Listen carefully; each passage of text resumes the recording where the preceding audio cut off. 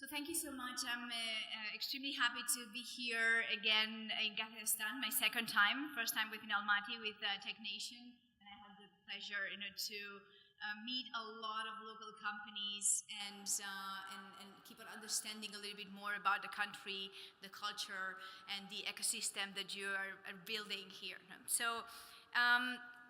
My objective today, in just these few minutes that I have, will be talking about local opportunities that can be built into global opportunities.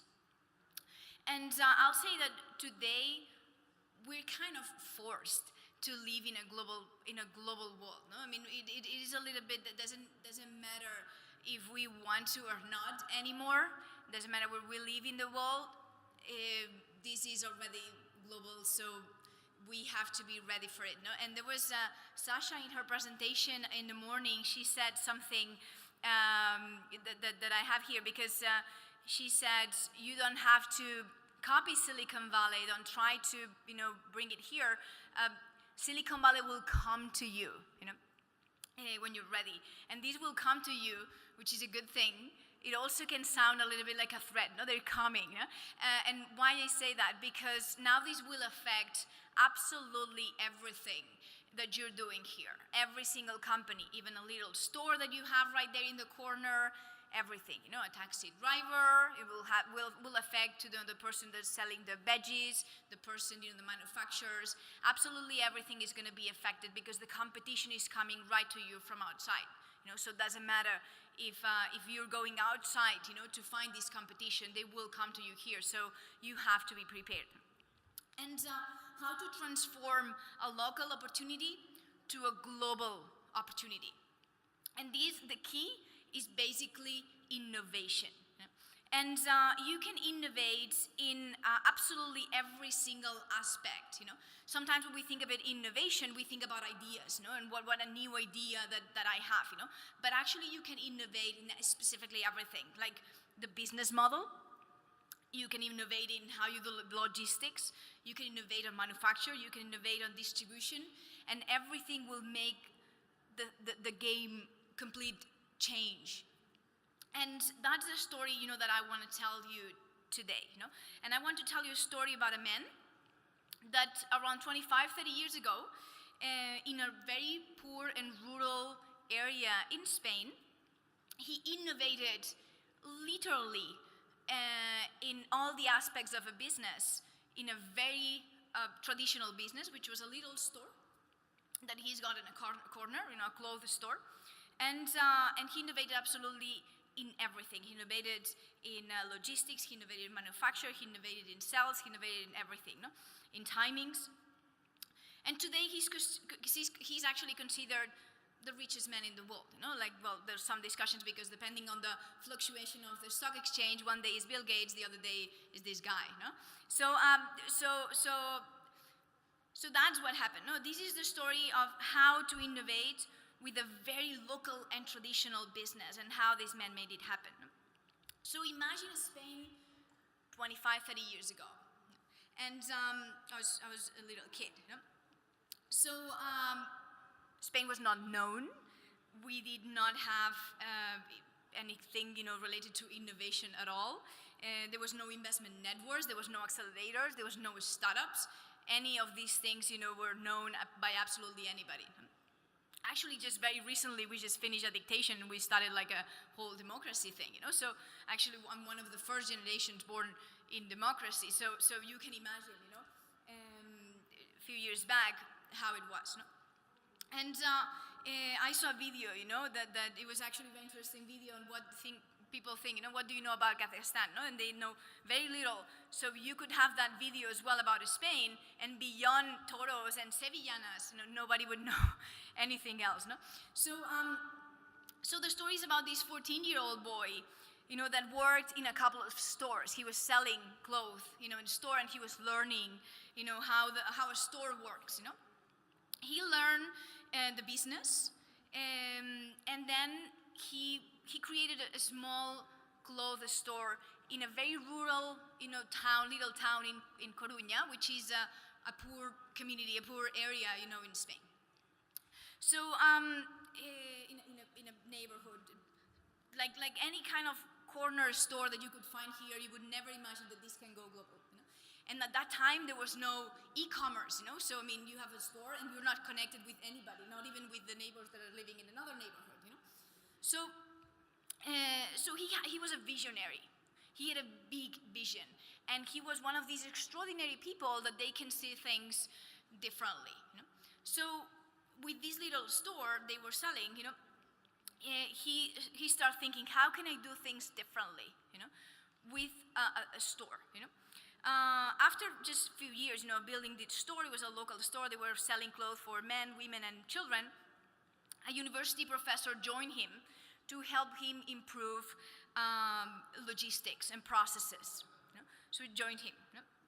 And he decided to integrate everything. He decided to do everything: the production, the distribution, the logistics, and also to be involved on the real estate as well, to be part of the business. So until now, it was not like this. So he actually disrupted the whole business with having a little store in a corner of a rural and poor area in Spain. Also, he delocated the business for cost effectiveness. After 5 years in business, he decided to enter into the fast fashion instead of the fast food, so fast fashion business. Not only to make it affordable, because until now buying clothes was a little bit more expensive, but also to make it very fast, to produce the designs and making sure the designs were in the store like this. His key to success was this disruptive model, where he would produce thousands of designs a week, and the most important is that he disrupted as well on the logistics and the delivery, because he would deliver new stock and all the demand to all the stores that he would have and that he currently have, which is more than 6,000 around the world, in 48 hours. And he still does that. Every 2 days, every single store around the world gets delivered what they need, the demand that they have in that market. Nobody else did that before, and it was an absolute, disruption of the market. And that made what it is today, 2004, after almost 15 years, in business, he had over 3,000 stores, and sales of almost 3 billion euros. And in 2015, his value at the stock exchange is more than 100 billion euros, and his personal fortune is 63 billion euros. So this company is in the TechConnect group. It is the largest, fashion company in the world. And the store that we're talking about is Zara, and this guy is called Amancio Ortega. I'm not sure how many of you knew who was Amancio Ortega before, I mentioned that. How many of you knew? Did you actually know that? There's four people, in the room that knew about this guy, who is actually one of the richest men in the world, and disrupted the entire fashion and fast fashion industry. Made a little store in a corner in a rural and poor area in Spain, in a moment when nobody knew about even where Spain was located, into a massive, global, disrupted, and completely innovative platform, which is in the TechConnect group today. It's a group of a lot of stores. Actually, sometimes I joke when I'm in the US, because I go into a mall, and I was with my husband, who is American, and I see all the shops, all the different brands that they have, in that store, in that floor. They were all Inditex Group, Spanish brands, So there was everything. It was Zara, it was Mango, it was Pull&Bear, it was all these brands. I said, hey, we're in Spain now. And he said, what do you mean? All these brands are Spanish brands, most of them Inditex Group companies, And he said, no, that's not true. They're not from Spain. I was like, yeah, of course they are, Actually, I found out that nobody knows that these brands, are from Spain, and that's an indicative of how bad we are at doing branding, and at showing to the world, that these products, are made in this particular country, That's something that we will have to know how to innovate to, in a country basis, But today, this acceleration process and because of all the technology we have, the communication that we have, we can make all those changes happen much, much faster.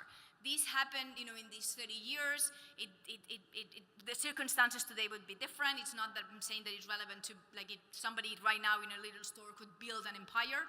It's something that it's a very unique cases, very visionary people that have these very particular situations, that they make it happen.